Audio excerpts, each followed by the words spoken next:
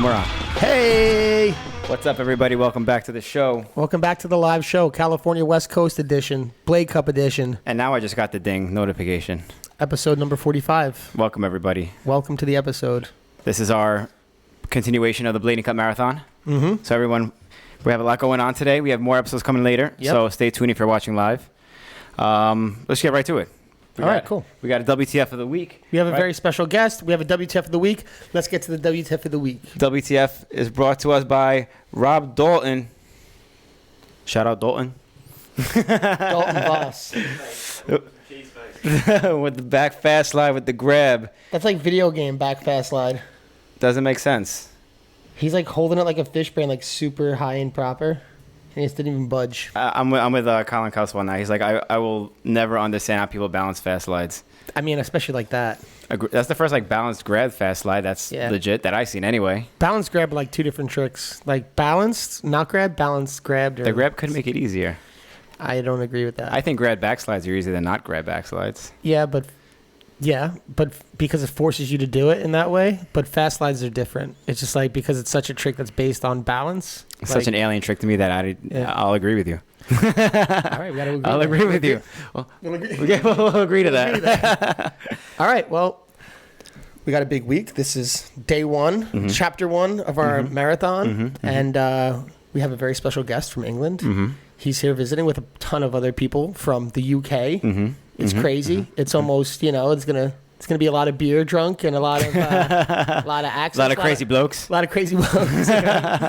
But yeah, without everyone give it up. Give it up. Sam Croft. Woo! You. We need a thing like yeah. We need an intro song. We'll get there. What's up, guys? What's up, man? Yeah, good, mate. Good. Welcome to the show. The closer you speak to the mic, the better it is for the. That better? Yeah, I mean. Okay. That should be easier for you. I don't know if I'm so slouching a lot. So yeah, don't slouch. Don't slouch. Good posture on the show. Hey, yeah. Posture. Come on, Sam. All right, I'm here. So what's up? Welcome to California. Yeah, thanks. Yeah, nice. Yeah. How's the trip been thus far? Pretty mental. Yeah. So staying with E-Rod for the last Oh, you're straight up staying with E-Rod. Yeah, we're staying with E-Rod for the last 7 days. Me, Nick, and Montre. So that's been pretty batshit. Just going around all the different universities and stuff, skating all the famous spots, and yeah, just enjoying the sunshine. It's much hotter here than it is in London right now. London's like whatever, I don't know, 12 degrees Celsius, whatever you call that in Fahrenheit. But it's like chilly. 100 out here in Fahrenheit. It was last week. Now it's kind of cooled off a little bit, so kind of like climatized a bit, but getting there. I think like 30 Celsius or 32 Celsius is 100 Fahrenheit. Right. So it's like, 30 would be in like the 90s and stuff like that. So I don't know. Whatever. We're not here to do math. It's freaking. We're not here to do math. Yeah. Yeah, man, I can see you've been doing a lot of skating. Are those battle scars all from this trip? Look at your arms, man. So... E-Rod just putting you to work? Are you guys working on a project? What are you guys filming for? Both, I don't know. I was just... Talking to the mic a little more. What exactly he's working on. It goes I'm not there. sure exactly what he's working on. Probably some new Blading Gang thing. But yeah, so just various different things. That was some like big rail down in some university. That was... Do you know that Starbucks ledge in town?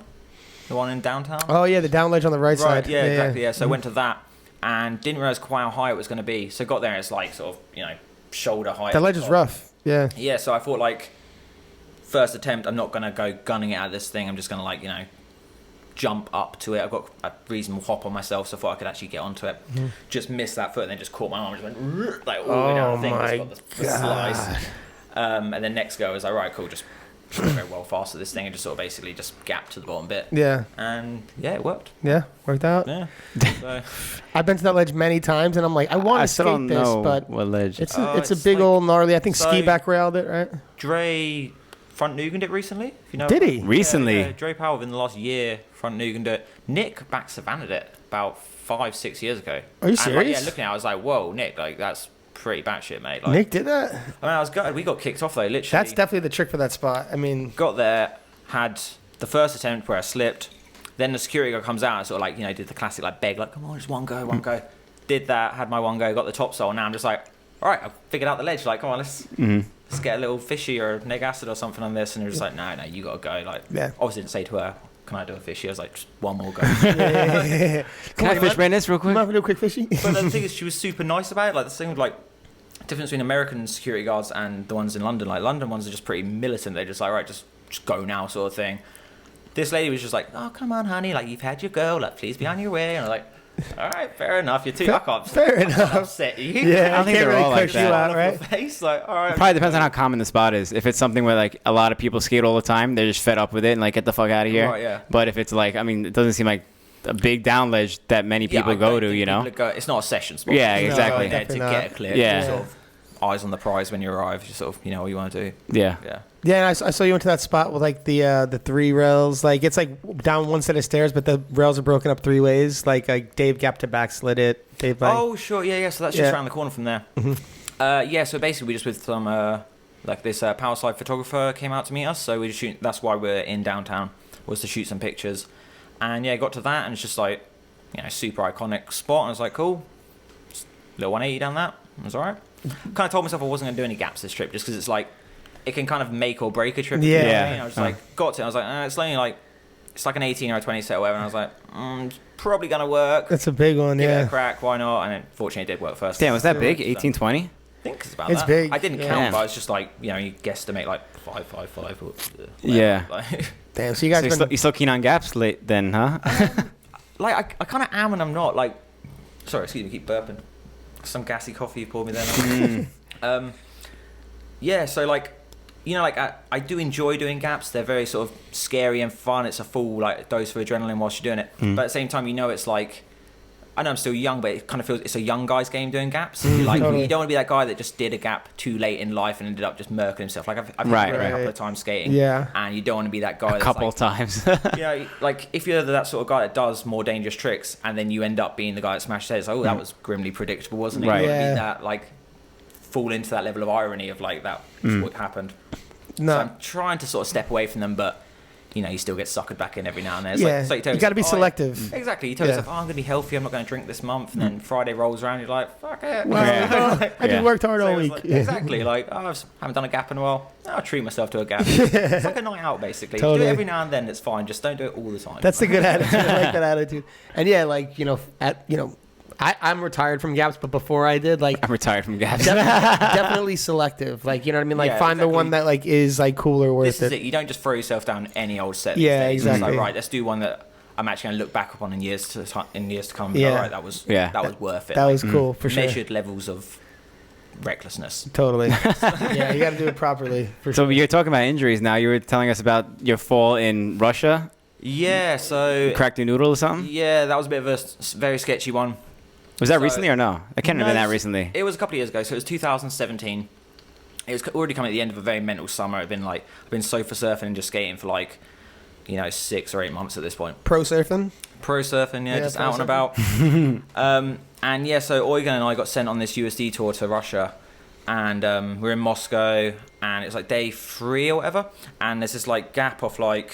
So if you imagine like an A-frame, like a set of like a set of swings or whatever, but there's like a top bit's about the length of this table, and then there's a wall over here. But the drop from the top of the A-frame is maybe like 8-9 foot or something like that.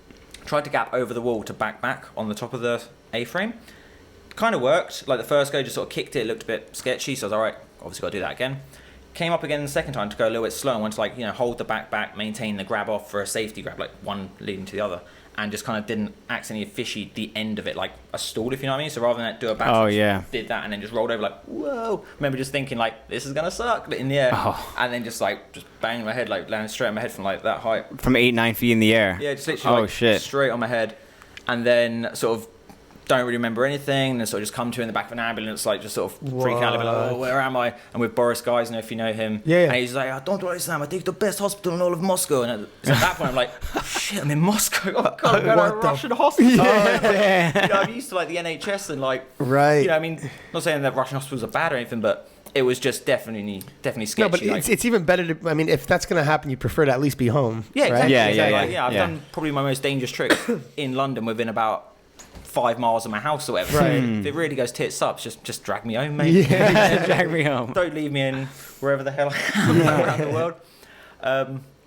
But yeah, so the next few days, like, I didn't think it was going to be that serious, but they just kind of kept me in the hospital. I was in there for like the next 7 days or so. Whoa. And Damn. yeah, it got a bit weird in like day 5 because they were just like, right, none of them spoke any English. And they were like, so we need to give you like some sort of a procedure.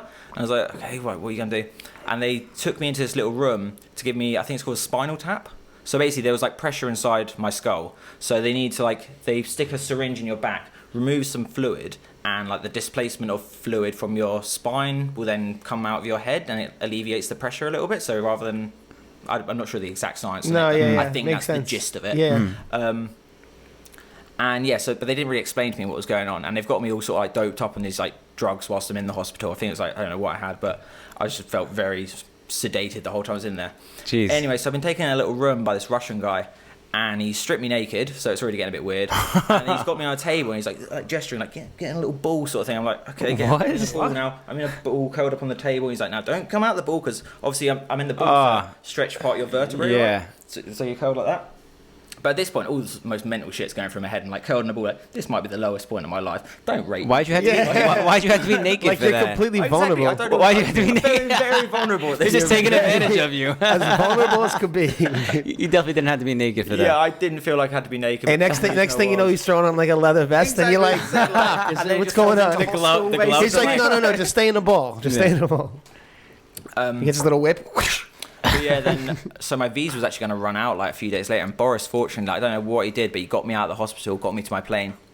As at this point as well, I had to basically message my parents and be like, because on like day 2 in the hospital, I got a text from Nick Lomax saying, "Whoa, I saw your bail, mate. That's mental. Like, are you okay?" And I was like, didn't know the footage was out there. And of course, like, I've got he said he saw it on Facebook, got family and friends on Facebook. So like, put out some Facebook status on day 2 saying like, hit my head, I'm fine, be out of the hospital tomorrow. Obviously wasn't. That was just a lie, just to ease my parents' concern. Lomax did that? No, you did that? Yeah, okay. Nick messaged me saying, I saw your bail, and I was like, okay. where? I thought you were Like, talking about this is Facebook. after. No, this was like whilst I was in the hospital. Okay. He sent me this text on day 2. So I put out some fake status just to ease my parents' concern. And anyway, yeah, so I'm still in hospital days later. Boris has got me out, and I'm going to get on a plane, which is obviously like the pressure in the plane. Right. Yeah, my head I was going to ask this that. is mental. Like, this feels very, very stupid. Text my dad. I had to like level with him. I was like, all right, Dad, I've lied to you. I've hit my head really badly. You got to meet me at Heathrow. My flight comes in at this time.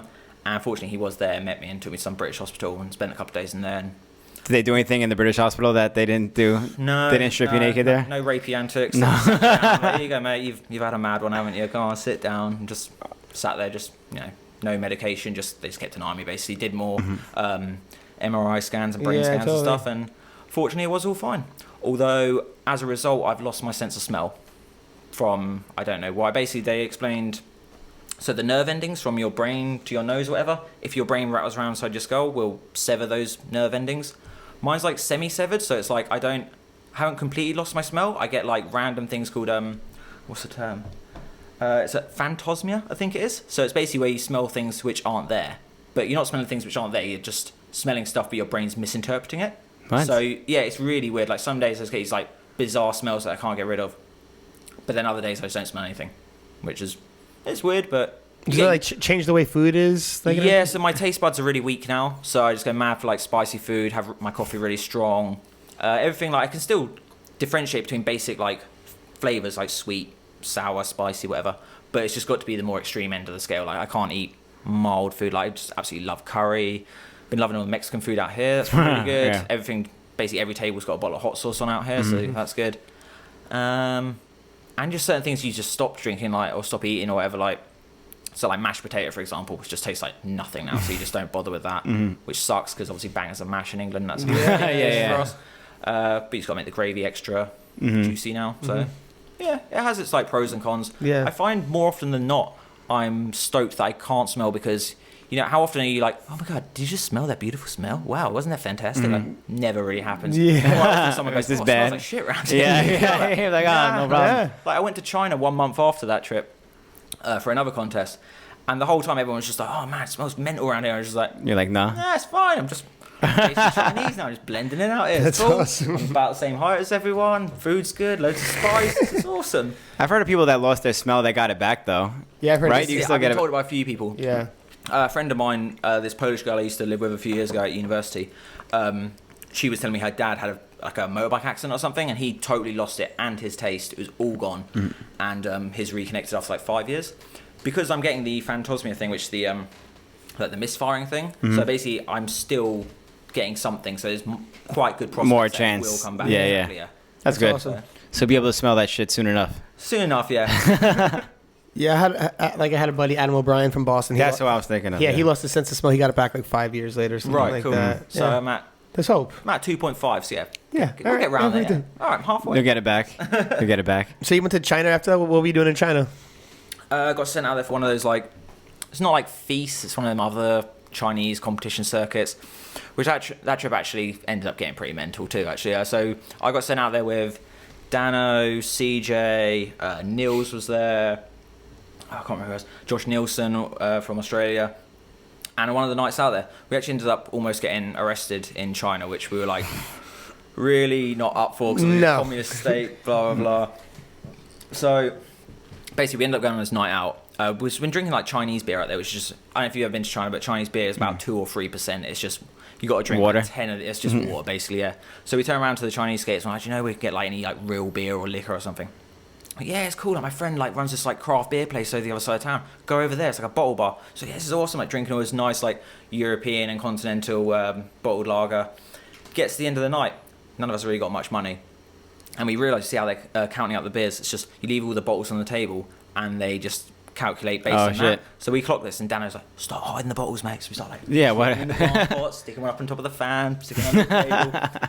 And then at this point, this BMXer that we're with, who's competing in the comp too, he snuck off into the cellar and stolen an entire crate of Hogarden and has taken it out with him. And we were just like, we left, we paid like for whatever was left on the table, got out there, we're in the middle of nowhere, jump in the back, like we hitchhiked a ride, we're in the back of this like fishing truck, there's this little like old Chinese man driving this little like pickup truck. What? With, like boxes. It's like first thing in the morning. How many of them are you? How many are you? 6 of us in the back of this pickup 60 truck. guys. I think a whole garden. Thing of Hogarden, back of a pickup truck. There's like buckets of fish. This guy's coming to market. It's like first thing in the morning right now. Good thing you can't Most smell. mental experience. Like, we get back to the hotel, like all high five, and yeah, it's fucking awesome. Like all go to bed, like think we've had the best time ever. Wake up in the morning, we've all got an email. They've got the CCTV footage from the bar saying, right, we know you stole the beers. Come down to the reception downstairs at 11 a.m. The police will be there. Bring your visas, bring your passports. What? And we're just like CJ and I kind of clocked. We're just like, well, this is suddenly got really gnarly now. Like we might get, because I mean at the time, about 3 weeks earlier, a similar story had happened with a basketball team. An American basketball team was in China. They got caught shoplifting, and Trump basically had to come. Like you had to get your president. Yeah. Out, right? Yeah, Lavelle Ball. Right. Yeah. So I'm thinking of this. I'm like, shit. Like trying to explain to Dano. Dano's like, oh, I'd be grand, man. I was like thinking it's gonna be awesome. I'm like, no, it's not, Dano. You're gonna be ringing like the president or whatever you got in Ireland tomorrow morning to come and bail you Yeah. out. Like, we're basically screwed. Fortunately, we got in there. It turns out the people that were running the competition had forged all of our visas wrong. Because to go to China, you needed like a specific type of visa. Because we're competing, we had tourist visas, but we should have had like performance or work visas or whatever.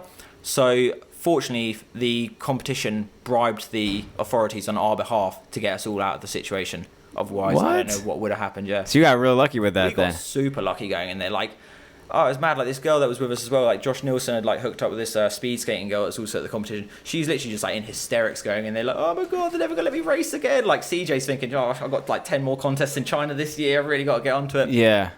Fortunately, as we're going out, the only punishment for it was that we couldn't compete in the competition. They had to do something. They're like, right, you can't compete in the contest, but you're free to go. I then was like, hold on a second, actually. All right, so on the CCTV footage, it's just me and Dano. You can see pissing around. So I was like, look, CJ wasn't in the footage. Like, if anyone's got to get punished, just punish me and Dano. Let CJ off. It's fine. Like, just let him go. Unfortunately, they did. CJ then went on to win the contest and won like $5,000. Oh, and damn. took us out in Shanghai again. Damn. So the party continued. It was What? awesome, yeah. What a crazy ass It story. was mental. That's an insane story. Who did they email about the, like, how did they get it? You said they emailed one of you guys, something like the that? bar had found out who. They just saw a bunch of thing like is- tourists and figured you guys were with the. Well, no, the stupid thing was, it was that guy's friend's bar. We asked the guy where to go, and he said, yeah, it's my mate's bar.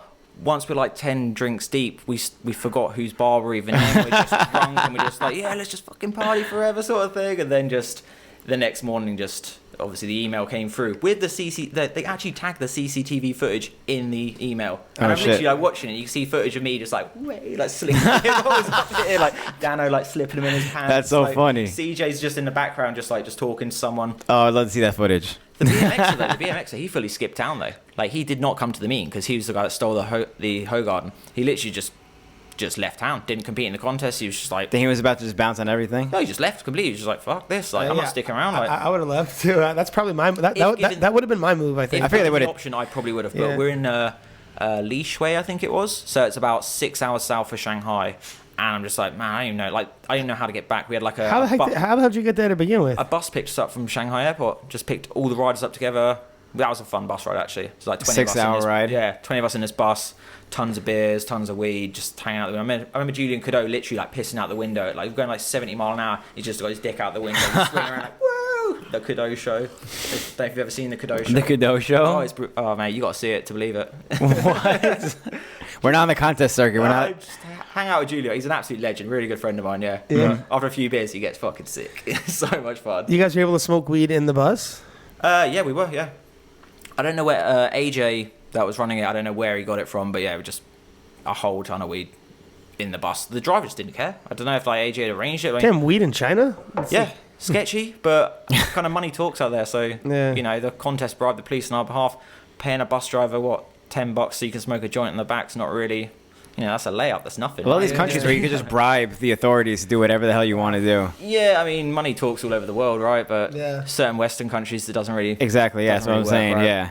Let's talk about your skating a little bit because you've been doing a lot of big things lately. All Before right. we get, and you just got a pro skate from USD. Before we get to the pro skate though, I want to talk about your pro wheel because you're like the first person who had like a pro big wheel. What was it, Yeah. 110? It's a 110, yeah. I have a pro 110 big. What made you want to have a pro 110?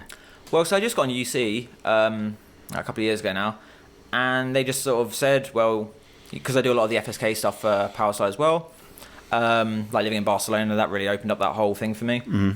And yeah, they were just like, you kind of got free reign, mate. Like, what wheel do you want? And I was like, well, I knew I was getting a pro skate, so I was like, well, if it's not too arrogant a thing to want, I kind of wanted a pro product when I'm using my big wheels and my little wheels. So it's like, you know, cater to both ends of that spectrum. Mm-hmm. So pick the 110 basically. And Then I you also made- tried the there was that mushroom blade wheel. That was the 100mm one in 85A, and I always thought this would be cool in 110. So I was like, yeah, just basically made a bigger 110/85. 85A 110. Yeah. So The it's edit you made was fucking crazy Yeah, too. how long you The been big- skating those? the big wheels, The 3 wheels. 3-wheel skates. I think I got my first pair in Barcelona, so 2015. I started doing big wheeling, so about 4 years ago, I think. And you just took to it, or? It just kind of, I mean, yeah, I've been skating since I was 5 years old, so it just kind of like, it just felt kind of natural, it all kind of worked together, and you just like, you know, I mean, certain skills correlate from one aspect to another. It's weird, I find, though, how it correlates kind of only in one direction. No offense to any of my free skate friends. What do you mean? As in, a lot of my aggressive friends can strap on a set of free skates and do the majority of the tricks. and Oh, stuff. yeah. But very few of my FSK friends can strap on a pair of aggressive skates and do that. So it's weird. That makes perfect sense too. It kind of does make sense because, Yeah. I mean, but yeah, I just, So how do you feel about like the transition? You made that edit, the big, I guess it was your pro wheel edit? Yeah. Where you skated like you were actually grinding and shit with the 110s, Yeah, three sure, wheel. Like so, I mean, I'll I'll tell you. True Savannah at the W. yes. Yeah, it's just wild. W, yeah. Yes. I mean, that was just channel like 11 pretty much, right? So it's basically 'Cause it's that like one, Channel yeah. 11 Savannah in With 3 110s, wheels, yeah. It's weird. You just kind of get used to it. I mean, it's just like having a H block in a different place. But I tell you, who really opened my eyes up to it all was Dustin Webeski. Like, 'cause I was living in Barcelona in 2015. Dustin was there, and you see the things that guy does on big wheels. Was that and when he's they like- had like the powerhouse still? No, Powerhouse was a couple of years before this. Okay. This was like he was just still hanging out and living in Barcelona. And you moved there And I moved there, yeah, start 2015. to live with him, or No. I just by I yourself? went out there to visit Nick at the end of 2014, and it'd been my first time in Barcelona in years. And I had such a sick weekend. I was just like, didn't really have much going for me in the UK. Like, I'd moved out of London. I was staying at my dad's place at the moment, just in southern England. And I was like, well, this is like just managed to scrape together enough money to A, possibly move back to London, or B, try something else. And I was like, went out to stay with Nick for a weekend. I was like, fuck it, man. I've got qualifications. I can pick up a job out here. So literally with that bit of money, moved out to Barcelona, got a job teaching English in a school, and just kind of stayed out there for the next 18 months. It was awesome. But yeah, so whilst I was there, skating with Dustin a lot. And Dustin, I mean, you know what that guy can do on any setup. And it kind of just, opened up my eyes to the sort of possibilities of the things you can do on big wheel skates. Mm-hmm. And You took it to another level. Yeah. You still do it now? Yeah, I'm about to get the second edition of that wheel. So it's going to be the same wheel, but in grey. So, you see normally do like 2 colorways of most things. How are sales on those wheels? Have you ever had like a pro regular size wheel? No, that's the weird So you've thing. only had a pro big wheel? Yeah, no, so like, I thought about it afterwards, and it's like, I was happy to get the pro big wheel because it was my first pro product. But it's just like weird how things kind of panned out. Because when you're a kid, and you're like, cool, when I grow up, I want to get like a pro whatever. Yeah. If you'd shown a 12-year-old version of me that wheel, it would have been very Yeah, that would have made no sense. Give it 15 years, son. This will be yours. Yeah. What? You'd be like, what am I, a speed skater now? Like I'm a speed exactly. skater? Like, did I grow up to be a pussy? Like, what the fuck? Like, come on. Does it sell? It does, yeah. Yeah? So they're popular. Like 110 is the most popular freewheel size. Oh. Yeah.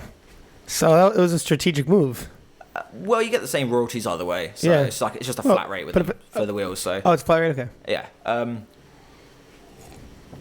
But yeah, I mean, it's sold. Yeah. I work for Powerside as a UK sales agent, so I have the benefit of being able to see all the different sales figures and stuff. And yeah, it went quick enough. Like, people are interested in it. How'd you start in with Powerside? Was it like when you were in Barcelona with all those guys, or skating with Richie and them, or what?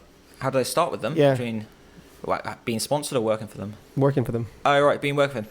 I just got offered the job. I said to them ages ago, because since graduating from university, I'd basically done nothing but skate.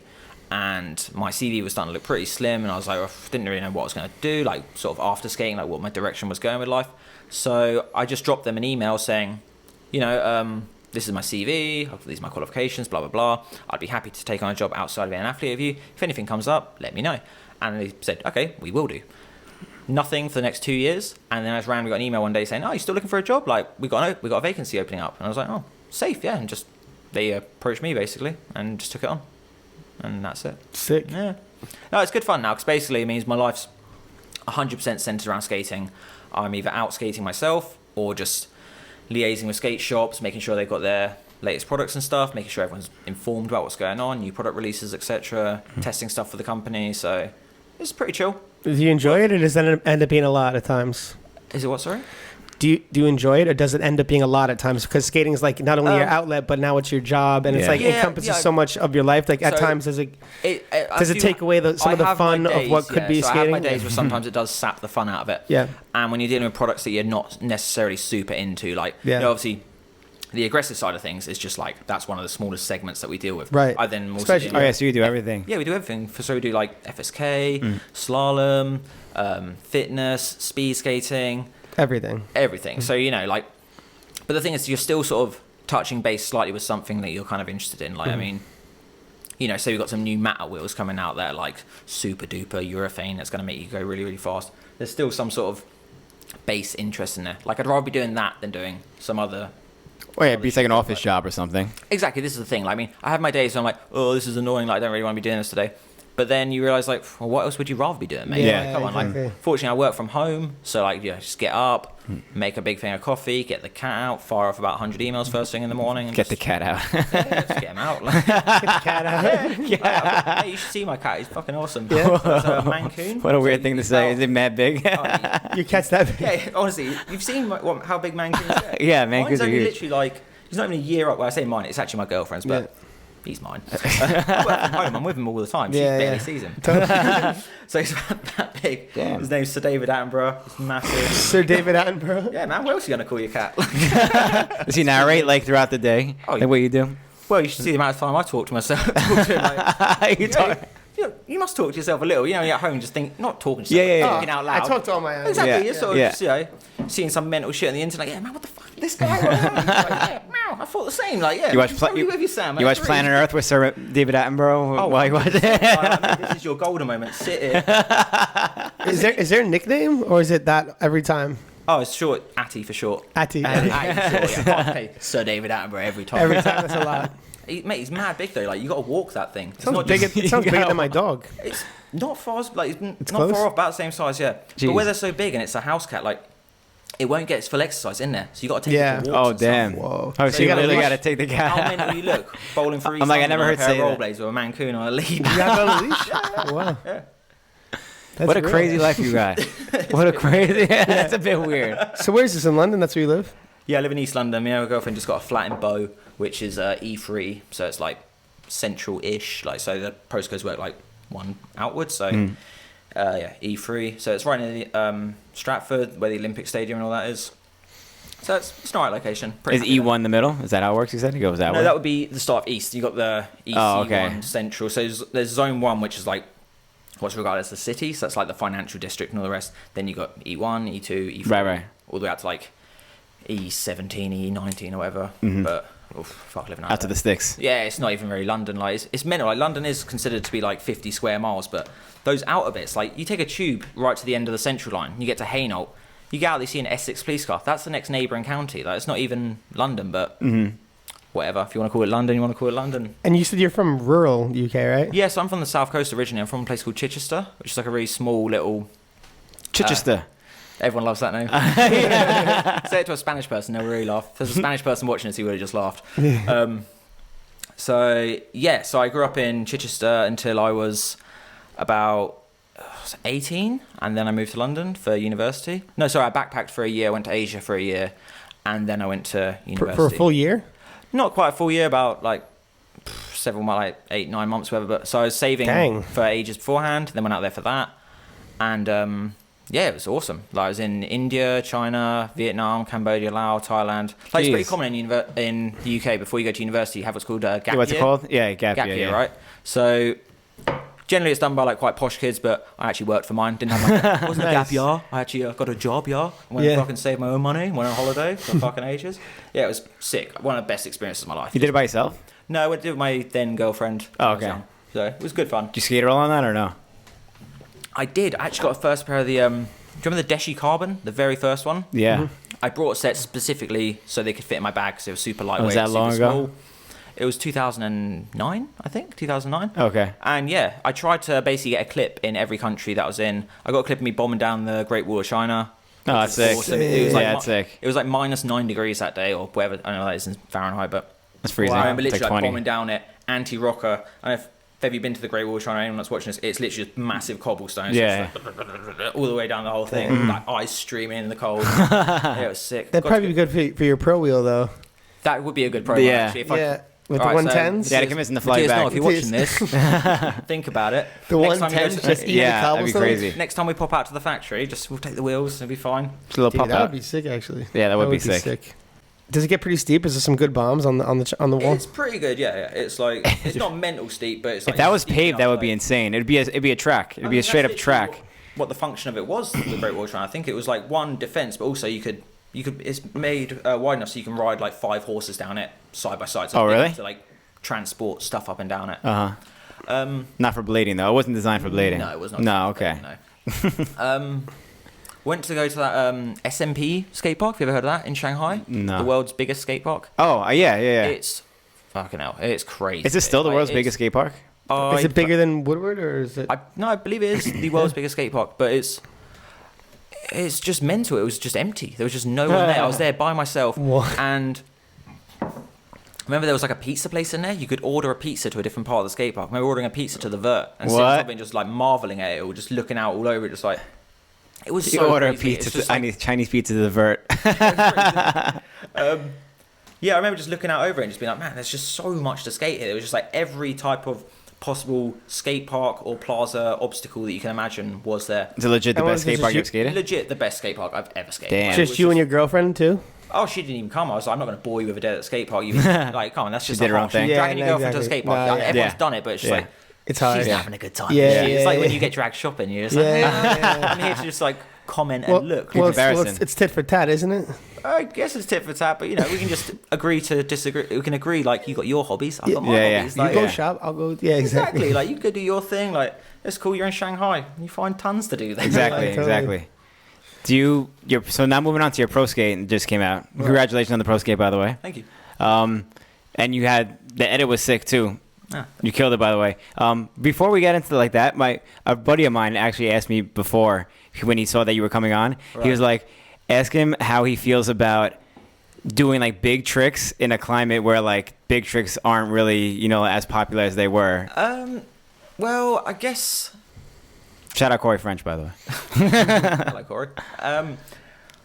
Well, I don't know. I don't really feel anything towards it. I mean, at this point in blading, it's kind of like, it shows just sort of like that we've grown as a sport, that there is diversity. There is this like whole spectrum of tricks you can be doing, that you can be some guy doing larger tricks. You can be one of those sort of really techie guys doing the smaller stuff. I just feel as though you're just part of a more richer community as such, more like, not really. Yeah, nothing. I don't feel more like flavors. There's no like animosity towards it. It's you just like, skate the way you want to skate, and that's it.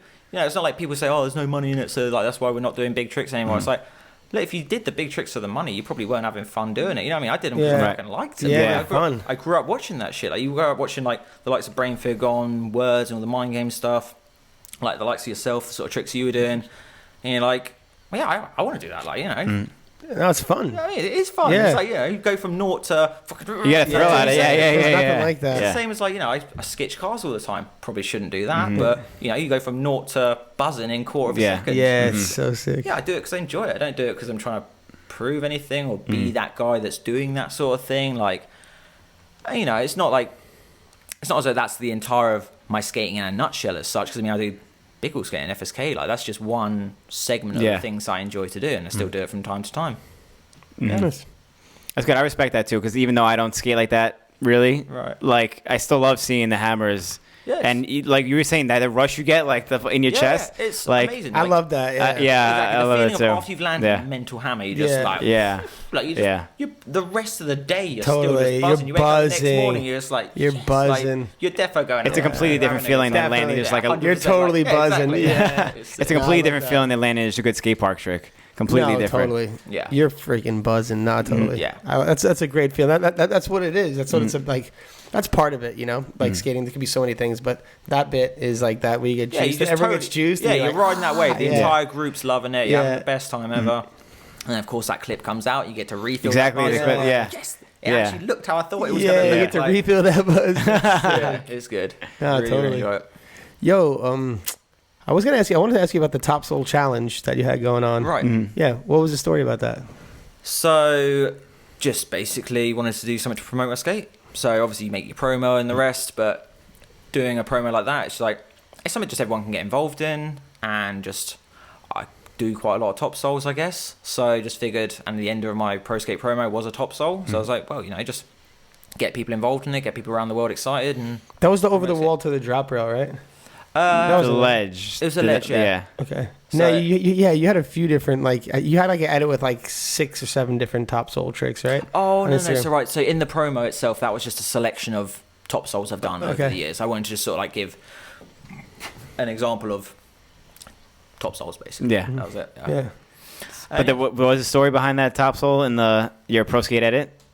The gap on the ledge, the down ledge, and the top sole?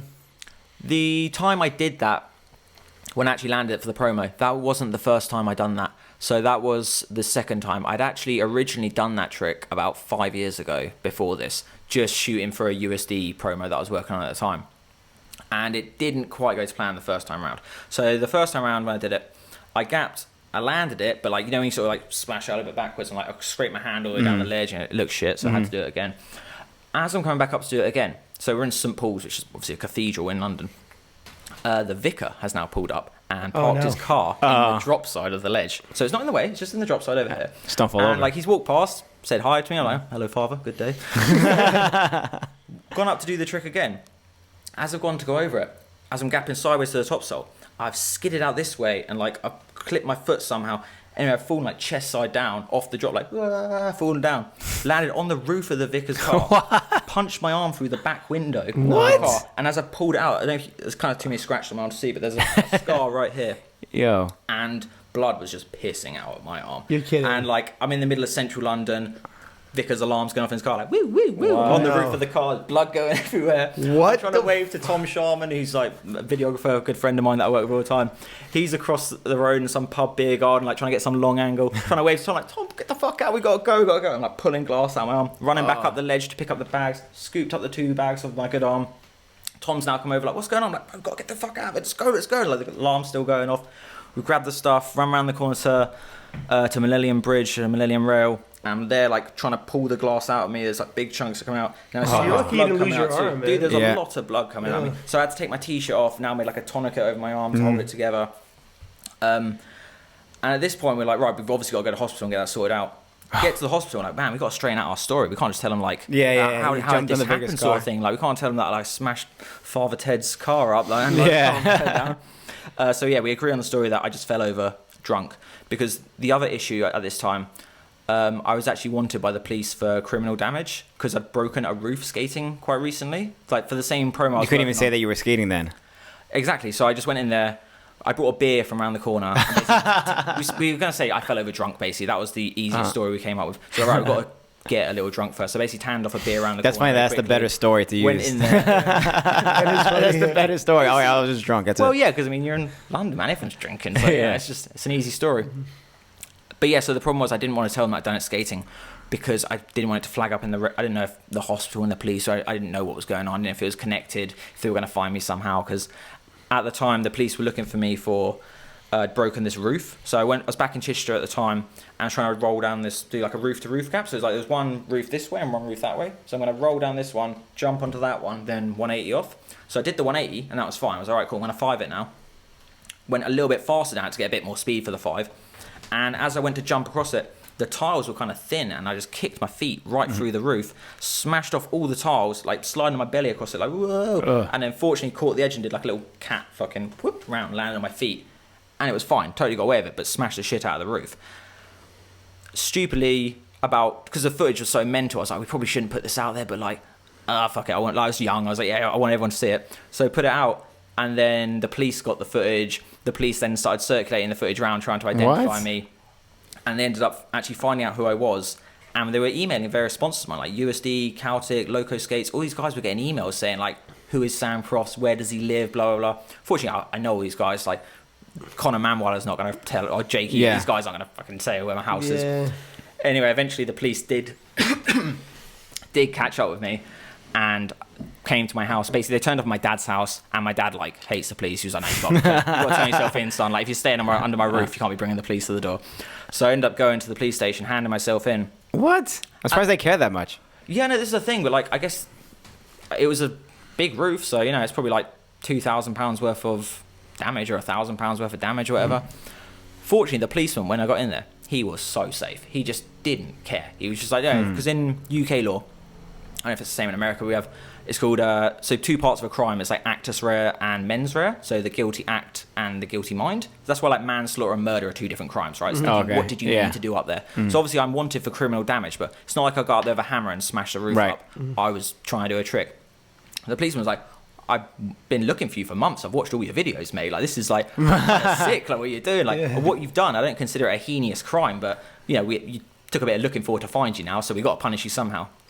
So they just gave me community service, and he said, well, fortunately, rather than have your skills go to waste, why don't we try and utilize them a little bit? What? They got me a job teaching at the local skate park for 40 hours. That was my punishment, was to teach skating for 40 hours. I mean, I'm in the south of England. It's not that many. It's not enough classes to fill 40 hours. I just got to hang out in a skate park for 40 hours. That was it. What the hell? It was amazing. Wow. And like Loco Skates had their birthday. It was in December, at the end of 2014. They had the Loco birthday party in the skate park I was working in. So while you were doing community service? 8 hours of my community service was at the Loco party. Yo. I couldn't believe it. Like, that's incredible. That's insane. Like, this is a skate park I used to have to pay to get into. I was like, well, I got 40 hours free at the local. I won't do it again, officer. Don't worry. That's crazy. It was a joke. But then, so what? The case was open. So like, if you got arrested again, then it would have come up, or I'm sure there's some sort of record of it. No, yeah, so there is because you were saying when you fell through the vicar's card, your arm was bleeding. You're like, oh, I'm drunk, because you couldn't basically really is, say what had happened at this point I hadn't handed myself into the police station for the roof. Oh, you hadn't handed yourself in yet? No, but I'd been sent emails from my sponsor saying, like, the police are looking for you, blah, blah, blah. Like, gotcha. Out. So this is in between that time. So this is in between. So I've just broken more things skating. Yeah. In my head, I was like, this is just adding up now. So first it's a roof, now it's a car. Yeah. There's a vicar as well. He's probably a good bloke. Yeah. Might be a paedophile. Maybe. Can't judge. Can't be sure, but you could have been doing a good thing. You don't know. Yeah, fuck it. I did a great thing. I'm standing by that. He's going to be in the news like 5 years later. Like, that was the guy. That was the guy. That was the guy. Stupid thing is, like, you know, if they did look into it, like, obviously, I don't know what the vicar did when he got back to his car, but, like, my blood was all over the car. Right, like, wasn't no, like... That's not a normal, like, it's not like someone keyed his car or, like, slashed his tires. Like, a body landed on his roof. And it's a neat, like, armhole through the back window. A neat armhole covered in blood. It would look like someone's basically just punched through the roof. Yeah. Dude, maybe that's what they thought it was. Imagine me and the victim that goes back to the car. You're like, Like your car's just a dent in the roof, a freaking arm-sized like hole through it with like covered in blood. I used to think that Franco Camaro was like the full master, but I think we have a fucking contender right here. Look at your body. All your stories have you falling through windows, falling off roofs and stuff like that. Like that's just part of the game. Bounce back's part of the job. You know? I know you look like you're fine. Occupational hazard. Like you look like you're fine. Yeah, I'm having a good time. Enjoying myself still young. Exactly. How old are you? I'm 29. Okay. Your 20s. That's young. Still just in the 20s. That's just fine, in the 20s. Just in there. But saying this, like, you know, everyone's always like, ooh, 30, blah, blah, blah. It's like, realistically, most of the skaters that are really, really good kind of found themselves, they got that second weight. Like, see how Richie's skating, you know what I mean? Like, Richie was always good in his 20s. Got into his 30s and he just became, like, exceptional. Like, you can't... You start refining yourself. Yeah, exactly. You become just like, you just get better and better. You just work on your tricks. Mm-hmm. Yeah, I think my best skating was probably around your age, 29.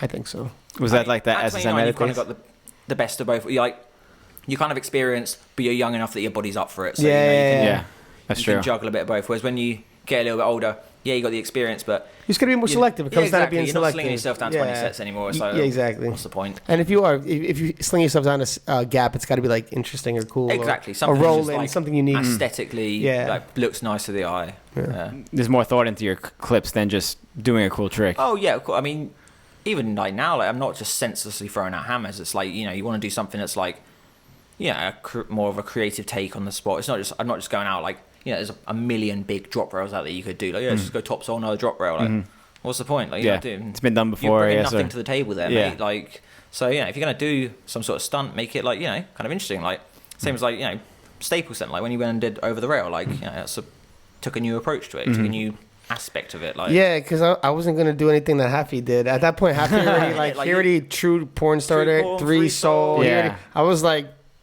I'm not gonna skate. I'm gonna do it. I'm just gonna do. I guess this or nothing. Like, you know. Fair enough. So that was it. Hats off to you, mate. Back to your ender on the disaster topsole on the down ledge, whatever. Right, Why did it take 5 years to go back there to do it?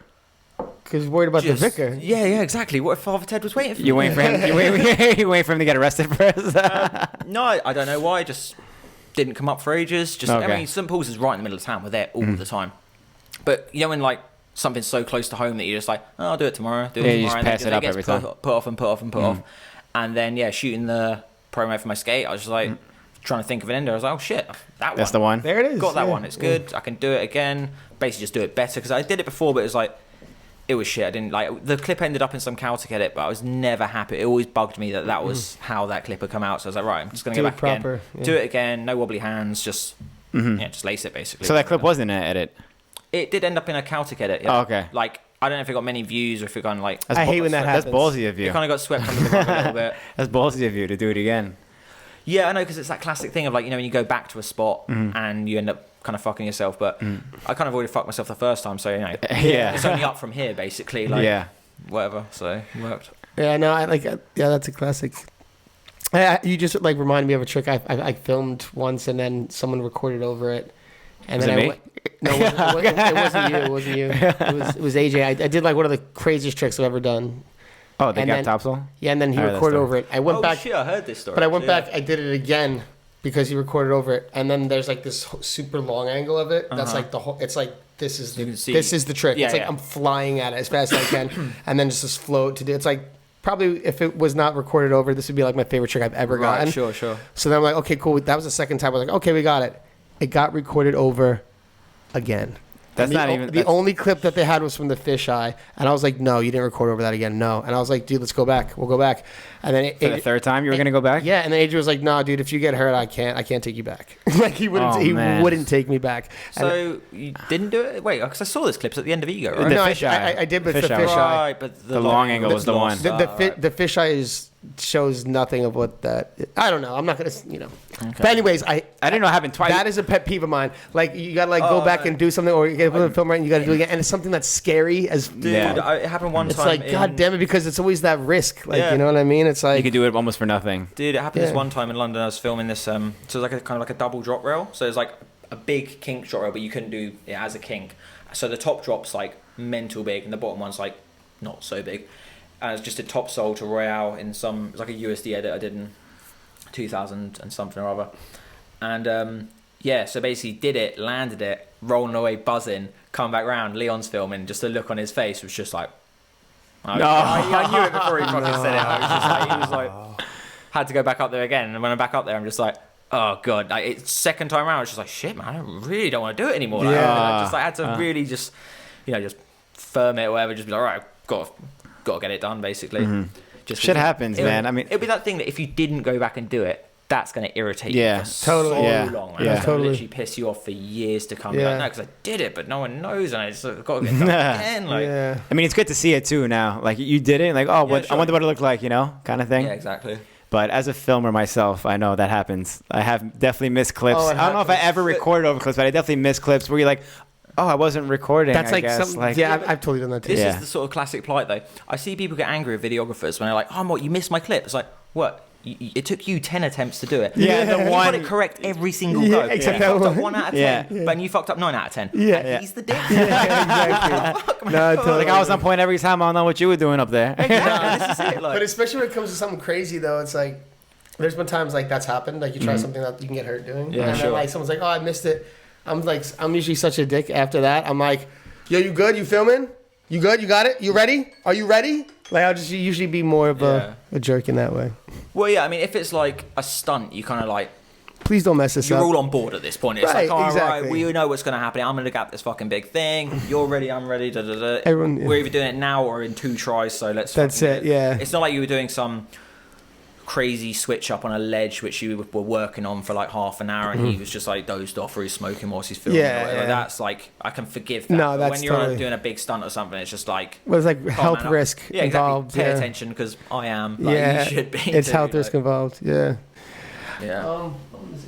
Yeah, we're going to go. So in a little bit, we're going to open it up for questions for our audience who is watching live right now Sure. to talk to you.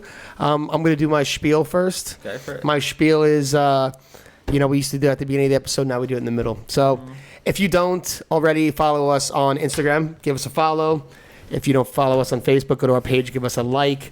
Go to our YouTube page, subscribe, hit the notification bell. If you like our work, you can go to Patreon and help support our work and help us continue to do this. We have iTunes, give us a 5-star rating, give us a review. The interactions help, share the video, comment, everything. And I think that's everything. Is that everything? That was very good. Thanks, man. Your spiel is killing it right now. I'm getting better at the spiel. Yeah. 5 times round. Thanks. Yes. I want to before we get into the question, I want to get a quick shout out. Chris Brown with a $50 super chat. He said, Ooh. pizza on me, boys. Cheers. Oh, nice. Mark Graham, £9.99. Get some of that In-N-Out burger for Sam. Oh, damn. Yeah, you have it. How many times do you have In-N-Out this week? 4. I'm about to get my 4. Yeah. Oh, really? Yeah, 4. I'm about to get my 5th today, I reckon. All right. Defo having it because I mean, You, Baron. you like Mexican, though? Oh, I do, yeah. We got a really Always- good Mexican place over here, too. Maybe Okay, check right. that out. Yeah, definitely. All right, cool. I mean, basically just all about the spicy food. That's Yeah. what I really want to hit, and that's the Mexican food out here. It's just, it's the tits, mate. It's Nice. so It's nice. really Yeah, good. loving it. That's weird. Most British people, I don't think they're don't have much of a proclivity for spicy foods. We eat a lot of curry though. Like, a lot of curry? I mean, in London we do. Like East London's got a massive like Hindu Asian community, so it's like Okay. going like Brick Lane, full of curry houses. But we don't really do Mexican food. Yeah. Like we don't. It's not many Mexicans in London, I would imagine. We got kebab houses though. We've got big Turkish community. Yep. All over the UK and Totally. Germany, And Europe, France, yep. whatever. So you got burritos, we got kebabs. We can do Tit for about it. tat. Yeah, exactly. And yeah, kebabs always standardly loads of chili sauce and them things. I love kebab. That's like one of my favorite things about going to Germany. Honestly, like the street kebabs. Yeah, They're so if you go good. to the proper like charcoal grill Turkish places, I mean, you get a lot of bad kebabs. all There's over. bad ones, yeah. Yeah, of course, because it's just basically like that mush stuck on a stick. Ugh, That's crap. yeah. But you get the proper like lamb shish and stuff that's cooked over charcoal. Oh, it's awesome. Yeah, it's Lovely, lovely legit. stuff. Yeah. You're the one who told me that last time we were at Winter Clash. You're like, oh, I got to get kebabs. I love kebabs. And I'm like, I didn't know that was like a thing that like Oh. people got. All the times I've been to Europe, I was like, I always overlooked them. You didn't know about kebabs? I know what kebabs are. I just didn't know that I was like how big it was in Europe that like kebabs were like what you should get, I guess. It's a European hamburger. I see. Just made that up. Okay, so let's see what we have from the viewers. We Are Rollers ask Sam what he remembers from the Cypress Hill concert. This fucking. Oh shit! So like NAS 2000 and something or other. Me, Joe Coyne. Shout out Joe Coyne. Jake Ely, I can't remember who else was with us, but basically I was belligerently drunk, and we somehow managed to sneak. We were at NAS. It's like a big skate/festival, music festival skate event. And as athletes, you get like a little VIP band, and you get free drinks and stuff, and you can obviously just abuse that situation. And we managed to get onto the stage with Cypress Hill, and it was sick. Damn. Literally, it was like Insane in the Membrane was playing. I'm having the fucking time. It's like the peak of my adolescence right now. This is how fucking awesome life is. And then security just realised we had the wrong bands on. Like, hey, you got it off. And I was just like, no, I'm not getting off. So the security guy started dragging me off. I was like, fuck this. So I just grabbed hold of this like barrier, and I remember like he just took my feet out, and apparently there was 4 of them pulling me by my ankles. What? I was holding on like this, like, no, it's not ending, it's not ending. It's in the membrane. My fingers eventually slipped, like, whoop, like hit my head and got dragged out there. What the hell? Got thrown out of the concert. Oh, They shit. really wanted to go sick of me because they were really upset because I'd obviously taken the piss and wanted to snap my band off. And I think Jake Ely or someone else was just like, no, he's an athlete, he's got to compete tomorrow, like, and saved me and kept me there. So, yeah. Good concert. I remember the concerts being dragged out fucking Fully sideways. During Insane in the Membrane. This is the sickest moment of my life. This is so cool right now. Oh, we got a lot of questions coming in. Oh, bloody hell. I guess this is along the theme that we were talking. William Wren asked, what's the number one clip you didn't get that you still want? Oh, right. So in Barcelona, in the first week of arriving, I got really juiced and wanted to go. Don't know if you know where the Dragon is in Barcelona. So it's like a slide by Sants. Big, really famous monument. It's like a giant. It's been in every Barcelona thingy. So it's a giant slide that you can go up. To get to the top of the slide, you've got to walk through the Dragon's mouth, up around the side, and on the side bit there's this like thin, like it's not even a rail. It's like a piece of metal as a drop rail. And I tried doing that twice and bruised the shit out of my feet. Like I was just like, you know, just young and up for it. I was just like, just arrived in Barcelona, wanted to do something mental in my first week of getting there. And yeah, tried that and just basically wrote my feet off for the next, like, got like double heel bruises and couldn't skate for like 3-4 weeks after. Was that the only time you ever bruised your heels, or you done it before? Oh no, I've done it a shit ton of times. That was a proper one. Like I was like, you know, my feet, like my heels were like marbled purple. It was like purple stains coming through it. And I never shit. bruised like, heels that bad. That's crazy. Well, man, the drop was like, anyone that's been there knows like the size of it. It's like, it's massive. And yeah, gutted, didn't land it. So that's that one. Didn't land that. Or would you go back? fuck no. No, Jesus Christ, I don't know what I was thinking that day. Like I was working as a teacher at the time. Did it on my lunch break. Trying to like What? mix it. Yeah, no, I was, you know, at the start of the day, you're like, yes, this is going to be, I've got a sick plan today. I'm going to, like, first week in Barcelona, trying to be the man. You're like, yeah, cool, right. So I'm going to meet Dustin on my lunch break, go lace his mental hammer, and I'll go back to work, it'll be fine. No, you're going to make a total cunt of yourself, mate, and walk back in with your tail between your legs, like, fuck's sake. All right, class. Everyone turn to page 6. All sweaty and bloody. The amount of times that happened, because I was used to be in Barcelona, skating as much as I could, but trying to juggle that with my teaching at the same time. That doesn't seem like it works. Like, I mean, you basically just turn up to class. We come back all sweaty and shit, exactly. yeah. And like, I mean, I had to change your clothes. I had like my workwear, like a shirt and a tie and stuff in the classroom. But yeah, still not practical. My face all clammed up and red and sunburnt, and me just like, right, everyone, so page 6 of your exercise book, game on. Like, Come back like, all right, let's do this class. Dude, literally happened quite a few times. So I'm just like sweating, still a little bit like, all right, everyone. Nice. Thank you for making it to class today. Really good to see you all. Jeez. That's intense, man. That is very intense. Yeah, it was pretty intense few months, that the whole summer in Barcelona. It was just, you know, I mean, I skated in London for a few years, but I was actually hanging out, like, had a really sick crew that summer, and I was just used to be out skating with them every single day, like the THC crew. So it was me, Carson Starnes, Nick Lomax, Matthias von Gostomski, or MVG, Dustin. Yeah, it was sick. Basically just Good skating. crew. Yeah, dude, it was such a good summer. One of the best summers of my life. Just, yeah. Skating every day. Awesome skating every day. Hang with Like, the I mean, crew. I went out there primarily to skate. That was the main motive. The teaching was just a means to stay afloat. Yeah. 'Cause at this point, I was getting like not even £200 a month to skate. I was getting like absolute peanuts. So it's just, that's, even in Barcelona, that doesn't go fucking anywhere. Like, Yeah, totally. But yeah. Stefan Brando asked, do you feel like there is a peak or a limit to your skating doing stunts? Do you feel like you need to travel outside of London to be able to continue to skate the same way and find those spots? No, London's pretty infinite. Like, it just kind of constantly gets regenerated. So any level of stunt I could imagine myself ever doing in my life, I could probably do in London, and probably would do in London because we keep building new stuff, huh? Too? Yeah, it's one of those, it's just constantly being redeveloped. It's a massive capitalist flagship city of the world. Like, they're just constantly redeveloping it. New spots are popping up every day. Like, I mean, Blake Bird said it himself quite poignantly. Like, if you see something in London you want to do it right there, because it might not be there in like a month or whatever. Like, constantly getting taken down. Like, we're forever losing spots, but having new spots built all the time. So yeah, I guess obviously there is like a peak on the sort of level of, like, in answer to Stefan's question, there's like a peak on the sort of level of tricks I do, and I don't think I'd need to go outside of London to achieve them. There's like, that's kind of, I'm most happy skating there, I think, because other parts of the world, you're just ending up in a foreign hospital. Done it a couple of times. It's just shit. I was saying, you're closer to home in case you crack your head open. Like in Moscow. Yeah. Exactly. After the Moscow situation, you're just like, I don't want to do that again. Anywhere else in the world. Like, that was, I mean, shout out to the Russian guys. They, like Boris, Victor, and all the guys. They really took good care of me. Like, they came and visited me every day. Boris gave me a phone with data on it, so I could hotspot myself and have like Wi-Fi. Boris, they would have killed you. Boris guy is an absolute legend. Like, so much respect for that guy. Yeah. He made my trip. That guy's the man. Yeah. Did he? Yeah, I know Boris pretty. There, yeah, I've been to Moscow about three times. That's crazy. You've been there 3 times. Yeah, spent a bit of time with him. Yeah, these guys are really good. Guy, man. Yeah. We can squeeze one or two more. Mr. Self-Destroy, best all-time skater out of the UK. Best all-time skater out of the UK. And then favorite all-time UK skater. Ollie Short. I was just about to say that. My boy. Maybe an honourable mention for Fraser Watson too. Oh yeah. I forgot he was from the UK. Wait, what? I forgot Fraser. Hold on a second, mate. What do you know? Most British guy ever, dude. Mark Graham asks, Sam has one of the cleanest fish brains in the game. Does he look at any OGs for that style? For fishies?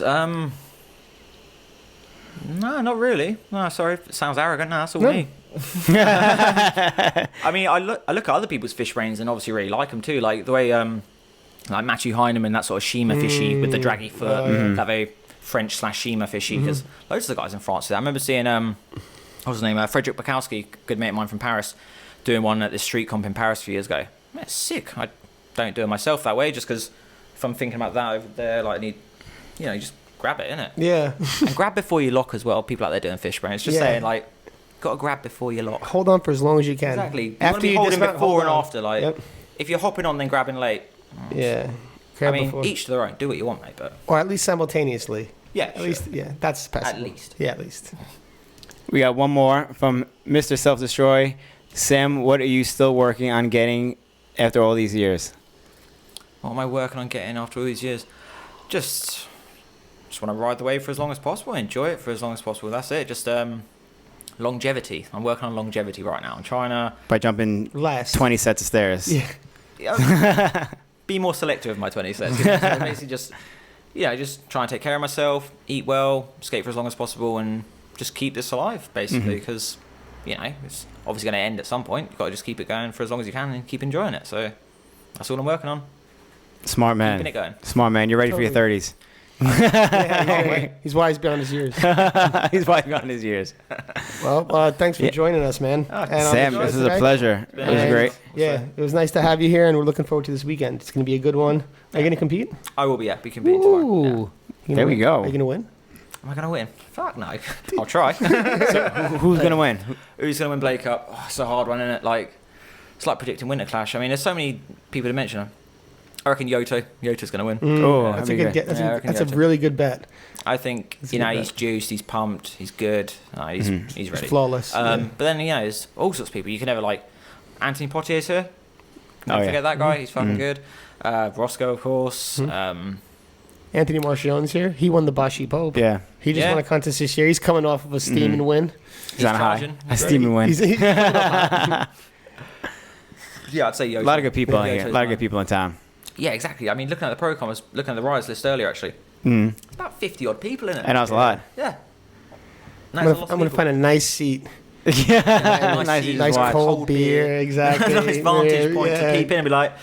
Some chips, One day you'll be on my level, kids. You can do it. Keep doing what you're doing, you're going to be where I am. Exactly. But yo, Damn, Sam. Thank you very much, guys. It was a pleasure. And Look out for Sam Ski and the Blaney Cup. Everyone, Yep. we have another episode coming today if you're watching live. That's right. We'll see you Stay then. tuned. Peace. Yeah.